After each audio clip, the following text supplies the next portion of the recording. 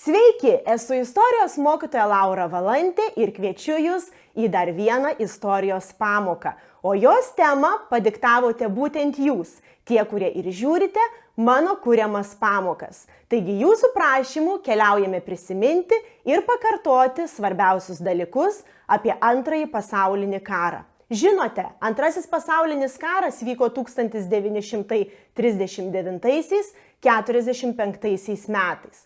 Tačiau pamoką pradėti nuo karo pradžios, nuo 1939 rugsėjo 1 dienos, kuomet Vokietija agresyviai užpuola Lenkiją, nebūtų labai tikslinga. Kodėl? Todėl, kad neprisimintumėm ir nepakartotumėm daug labai svarbių dalykų, kurie buvo padaryti dar prieš Antrąjį pasaulinį karą. Todėl galvodama apie tuos, kurie visai netrukus keliaus į istorijos egzaminą ir žinoma, nenukrypdama nuo egzamino programos, šią pamoką pradėsiu nuo kiek tolėliau. Joje noriu Jums priminti dviejų totalitarinių režimų – fašizmo ir komunizmo – panašumus ir skirtumus. Gebėti palyginti šiuos režimus reikėtų. Aptarsime tuos žingsnius, kuriuos jau paminėjau, kurie padaryti dar karo išvakarėse, prieš Antrąjį pasaulinį karą.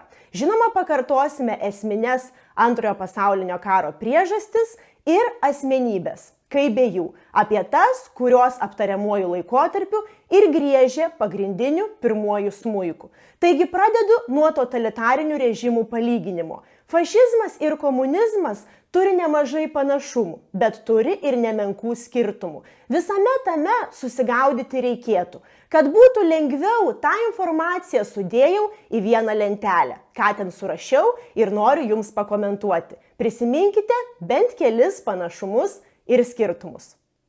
Taigi esminiai komunizmo ir fašizmo panašumai. Pradėkime nuo jų. Tai totalitariniai režimai, viską apimantis, visas gyvenimo sritis.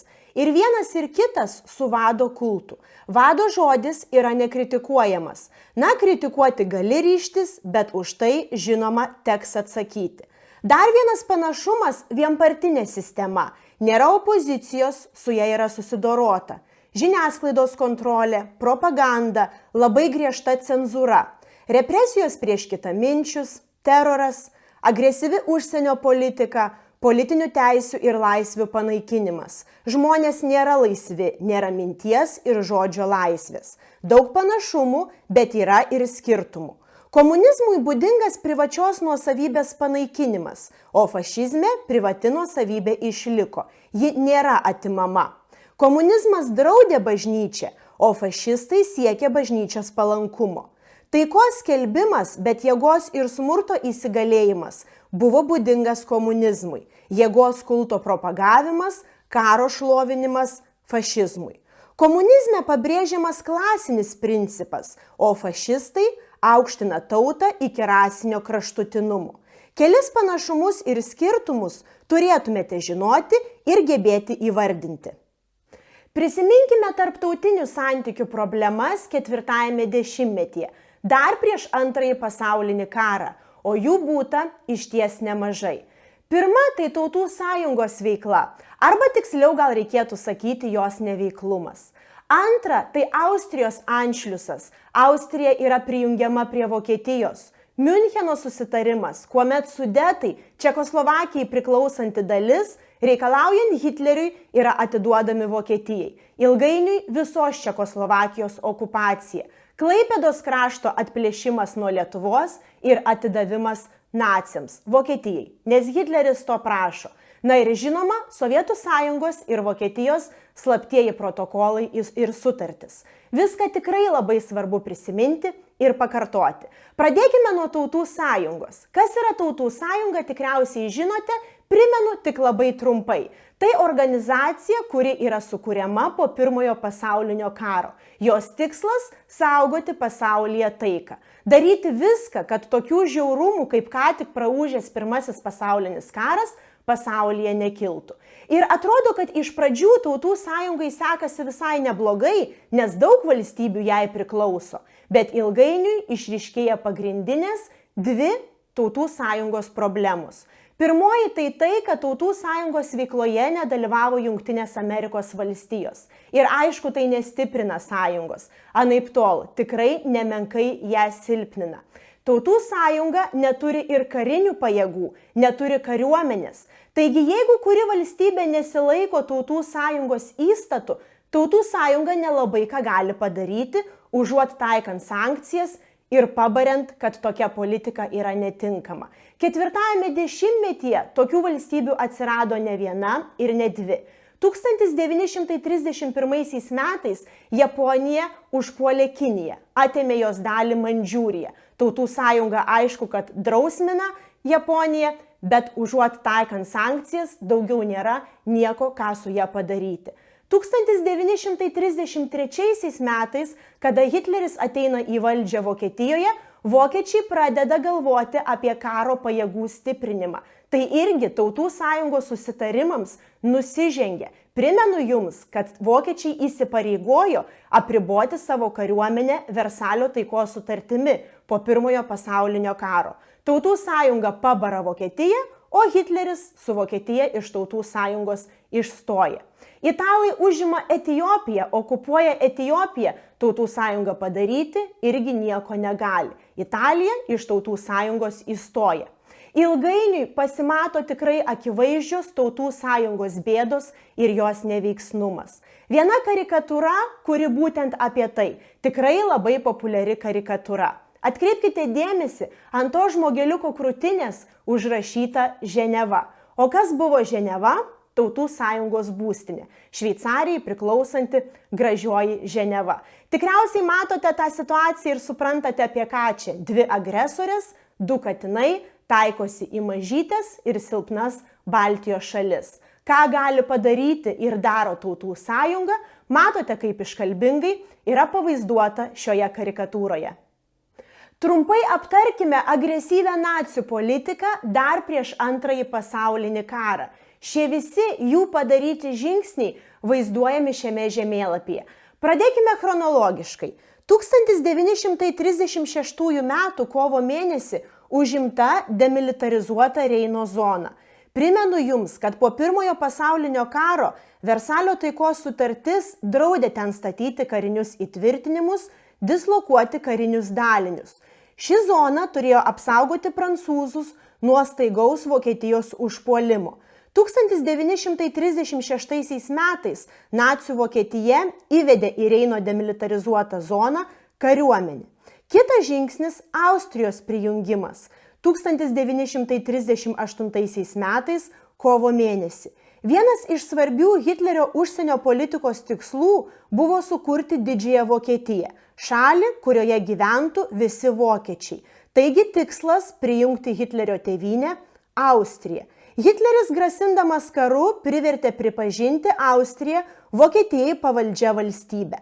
Anglija ir Prancūzija laikosi nuolaidžiavimo politikos, o JAV nesikišimo. Atkreipkite dėmesį, kaip įvykdžius Austrijos anšliusą pablogėjo Čekoslovakijos strateginė padėtis. Ją iš 3 pusių supo Vokietija. Čekoslovakija buvo ekonomiškai ir kariškai stipri valstybė. Čekoslovakijoje gyveno beveik 3 milijonai vokiečių, daugiausiai jų Sudetų krašte. Tai teritorija nuo Vokietijos pusės. Hitleris siekė užimti Sudetus ir jam tai pavyko. 1938 metais rugsėjo mėnesio pabaigoje Miunchene Anglijos, Prancūzijos, Vokietijos ir Italijos vadovai nutarė, kad Čekoslovakija privalo Vokietijai atiduoti Sudetus. Tai vadinama Miuncheno suokalbiu. Pasirašant jį Čekoslovakija nedalyvavo, o šalies prezidentui Benešui buvo tik paskaitytas nutarimas. Čekoslovakija priėmė šias sąlygas, o kur dingsi? Valstybės manė, kad nuolaidžiavimas Vokietijai padės išvengti karo. Deja. Ši karikatūra iš egzamino užduočių. Miuncheno susitarimas. Jame Stalinas nedalyvavo, nebuvo į jį pakviestas. Dėl to karikatūroje taip ir vaizduojamas. Kitus 4 tikriausiai irgi atpažįstate. Toliausiai nuo manęs Hitleris, šalia jo Čemberlenas, Britų premjeras, Dalatier, prancūzų ministras pirmininkas, na ir Italijos dučė, Musolinis. Visi jie, reikalaujant Vokietijai, sutarė, kad visgi gražiuoju reikia spręsti konfliktą ir Sudetus, kurie priklauso Čekoslovakijai, atiduoti Vokietijai. Pagrindinis tikslas, kad nekiltų Antrasis pasaulinis karas. Keliaukime į žemėlapį ir pabaikime su Čekoslovakijos situacija. Praėjus keliems mėnesiams po Miuncheno susitarimo 1939 metais kovo mėnesį Hitleris Čekoslovakijos prezidentui pateikė ultimatumą. Grasinant nusiaubti Čekoslovakiją, pareikalauta kapituliacijos. Šalies vadovybė, žinoma, kad nusprendė šiam Hitlerio žingsniui nesipriešinti. Hitlerio agresija dar prieš Antrąjį pasaulinį karą pasiekė ir mus. Apie tai ši tikrai labai populiari karikatūra. 1939 metais kovo mėnesį Hitleris pareikalavo atiduoti Klaipėdos kraštą. Užsienio reikalų ministras Ribbentropas Urbšiui pabrėžė, kad jeigu Klaipėda nebus perduota gražiuoju, Vokietijos kariuomenė atžingsniuos ir neaišku, kur jis sustos. Ar mes turime pasirinkimą? Matote karikatūroje, Urbšys pasirašo šitą sutarimą, ultimatumą. Kaip geranoriškai ir kaip pats tai daro, matote, simbolizuoja į Urbšį, į mūsų užsienio reikalų ministrą nukreipti ginklai. Taigi Klaipėdos krašto dar prieš Antrąjį pasaulinį karą mes netenkame. Visi šie žingsniai, kuriuos ką tik aptariau, paliudija, kad Hitleris akivaizdžiai ruošiasi karui. Bet tam, kad nereikėtų kariauti dviem frontais, reikia susirasti ir draugų. Kas jo draugas? Stalinas. Dar vienas svarbus dalykas, kurį noriu jums priminti, tai Sovietų sąjungos ir nacių Vokietijos sudarytos sutartis ir slaptieji protokolai. 1939 metais, rugpjūčio 23 dieną, pasirašytas Molotovo-Ribbentropo paktas. Tikrai apie tokį esate girdėję. Ir slaptieji protokolai.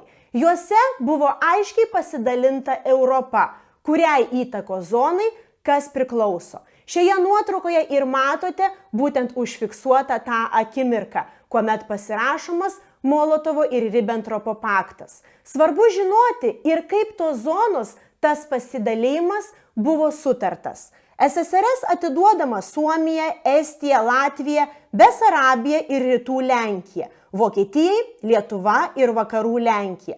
Dažnai klaidingai manoma, kad Lietuva atiteko Sovietų sąjungai, tačiau ne taip. Iš pradžių Lietuva priskirta Vokietijos interesų zonai ir tik 1939 m. rugsėjo 28 dieną pagal sienos ir draugystės sutartį Lietuva atiteko Sovietų sąjungos įtakos sferai. Tai lėmė mūsų okupacija 1940 metais. Paktas buvo sulaužytas 1941 m. birželį, kai Vokietija užpuolė Sovietų sąjungą. Pradėjo įgyvendinti Barbarosos planą. Porą karikatūrų labai populiarių apie Hitlerio ir Stalino santykius. Karo išvakarėse jie puikūs, juk vaizduojama draugystė ir net santuoka, bet tai netrunka ilgai. Meilė iš išskaičiavimo. O kai ji baigėsi, prasideda arši kova tarpusavio.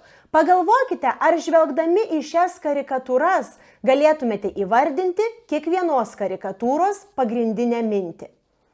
Na, o dabar apie esmines Antrojo pasaulinio karo priežastis. Pirmoji tai, kad Vokietija buvo nepatenkinta Versalio sutarties sąlygomis ir siekia atgauti savo prarastas pozicijas. Vakarų šalis savo ruožtų, Anglija ir Prancūzija, vykdė nuolaidžiavimo politiką. Kaip tai vaizduojama, matote šioje karikatūroje, kaip vaizduojamas Hitleris ir kaip vadinami demokratijos atstovai. Trečioji priežastis tai ginklavimosi varžybos. Vis daugiau resursų valstybės skiria ginkluotei. Tai nieko gero nežada. Sovietų sąjunga nori išplėsti savo įtakos zoną, nori atsiimti teritorijas, kurios priklausė Rusijos imperijai. Italijos ir Japonijos vykdyta agresyvi politika. Na ir žinoma, dviejų skirtingų ideologijų fašizmo ir komunizmo susikirtimas. Yra ir daugiau Antrojo pasaulinio karo priežasčių, bet šitie dalykai tikriausiai būtų svarbiausi. Prisiminkite bent keletą esminių priežasčių. Na, o dabar esminės Antrojo pasaulinio karo asmenybės. Kiekvieną reikėtų gebėti atpažinti iš nuotraukos, susieti su konkrečia šalimi ir savais žodžiais apibūdinti vykdytą politiką. Nuo ko pradedam? Nuo šito velnio. Nebejoju, kad Adolfą Hitlerį atpažįstate. Jis nacionalsocialistų darbininkų partijos lyderis. Taip oficialiai vadinasi nacių partija. 1933 metais prezidentas Hindenburgas būtent Hitleriui paveda suformuoti vyriausybę. Taigi Hitleris Vokietijoje į valdžią ateina legaliai. 1933 metai mums sufleruoja didžiosios ekonominės krizės situaciją. Vokietija ypatingai susiduria su didžiule nedarbo problema. Hitleris sako, kad naciai žino, kaip tai spręsti, sako, kad verta patikėti jais ir vokiečiai tikrai išaugina didžiulį nacių populiarumą šalyje. 1934 metais, būdamas pakankamai garbingo amžiaus, miršta prezidentas Hindenburgas. Taigi Hitleris kanclerio ir prezidento pozicijas sujungia į vieną ir Vokietijoje pradeda įgyvendinti totalitarinę diktatūrą. Agresyvi užsienio politika, Antrasis pasaulinis karas, holokaustas, civilių gyventojų naikinimas, žmonių su negale naikinimas – visa tai, už ką yra atsakingas Adolfas Hitleris. Dar vienas beširdis, kurį tenka prisiminti ir paminėti, tai Josifas Stalinas, tikroji pavardė Džiugašvilis. Vadovavo Sovietų sąjungai 1922–1953 metais. Komunistų partijos lyderis, vienvaldis diktatorius. O vykdytą politiką galėtumėm apibūdinti tiesiog vienu žodžiu – tragedija. Tragedija tuomet gyvenusiems žmonėms. Žmonės masiškai žudomi, siunčiami į gulagus, priverstinio darbo stovyklas, atimamas iš jų turtas, žemė, kuriami kolūkiai ir daug dar kitų tikrai labai žiaurių dalykų. Po Antrojo pasaulinio karo siekia išlaikyti Sovietų sąjungos pozicijas, siekia, kad Sovietų sąjunga būtų viena iš lyderiaujančių valstybių. Su Stalinu siejame daug asmeninių Lietuvos tragedijų. 1940 metų okupacija, trėmimas į Sibirą, mūsų tautos gyventojų naikinimas. Kelios karikatūros, į kurias noriu, kad atkreiptumėte dėmesį. Ši iš 2013 metų egzamino užduočių. Pagrindinė karikatūros mintis – asmeninė Stalino diktatūra, jos įtvirtinimas. Matome, visi karikatūroje vaizduojami žmonės yra įgavę Stalino pavidalą. Totalitarinė diktatūra, asmens kultas. Na ir dar viena karikatūra būtent apie Staliną, kaip Stalinas skleidžia pasauliui vykdomą propagandą ir skleidžia komunizmą. Ar žvelgdami į ją gebėtumėte savais žodžiais įvardinti pagrindinę karikatūros mintį? Dar vienas to laikmečio veidas tai Benitas Musolinis, Italijos fašistų partijos lyderis. 1922 metais su 40 000 fašistų Benitas Musolinis įžygiuoja į Romą. Garsiai skelbia, kad arba duodate mums valdžią, arba mes ją pasiimam patys. Matyt, karalius Viktoras Emanuelis III nemenkai išsigando, nes būtent Musoliniui pavedė suformuoti vyriausybę. Taigi jis į valdžią ateina legaliai. Benitas Musolinis vykdė tai, kas ir būdinga totalitariniai diktatūrai, tiek užsienio, tiek vidaus politikoje. 1945 metais buvo nužudytas. Keliaukime prie šviesesnių žmonių – Winstonas Churchillis. 1940–45 metais jis ėjo Didžiosios Britanijos ministro pirmininko pareigas. Šias pareigas prieš jį ėjo Čemberlinas, kurį ir matėte vienoje iš mano rodytų karikatūrų. Taigi Winstonas Čerčilis, Britų smegenis, širdis ir genialumas Antrojo pasaulinio karo metais, atstovavo demokratijos balsą, dalyvavo daugelį labai svarbių konferencijų. Apie jas dar kalbėsiu kitoje šios pamokos dalyje.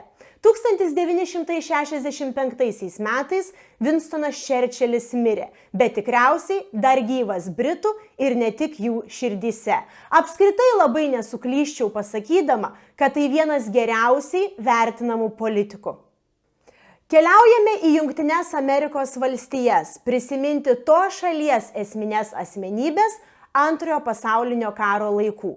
Žinoma, pirmasis tai Franklinas Rooseveltas. Jungtinių Amerikos valstijų prezidento pareigas ėjo 1933–45 metais.